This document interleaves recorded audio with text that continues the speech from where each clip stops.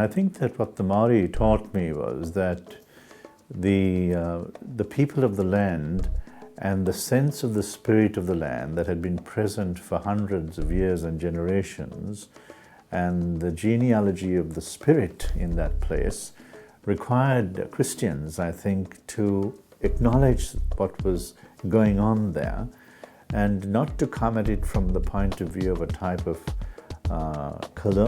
colonization that actually doesn't assist in terms of acknowledging the dignity and truth of what is present. And I've never forgotten a Maori elder who on the day of my consecration, Werewere Maka, of godly and blessed memory, he placed this cross around my neck and he honged me, touching my nose twice. He then said to me, he said, "My brother, remember, the breath that you breathe and the breath that I breathe comes from the same source. The day that you and I forget that, we lose our humanity and we become even less than animals."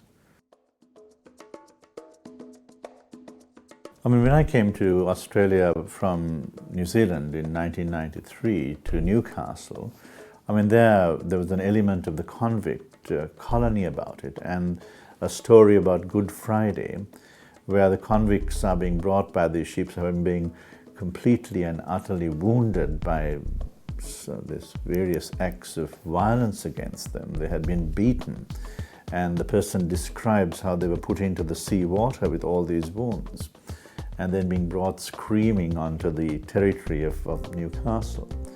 And for me, there's a sense in which that history actually affects the way that the place was in some way colonized, because a number of the people who came had come from Britain with elements of violence perpetrated against them, and so they come onto this land and then they find or want to define this land as somehow not having any inhabitants when there had been people there for 40,000 years. And so you get this description of terra nullius, this is just land, there's only fauna and flora there, and if there are human beings, well, they can't actually be human. So you get this sense of how Australia was settled. And we have tried to ignore it, I think, in our history. And people like myself, I think, and many, many others have recognized that until we attend to those deep wounds and present them to Christ for healing, both the indigenous population, the Aboriginal population, and ourselves, healing is not going to take place. And the gospel is about reconciliation and healing through the cross of Christ.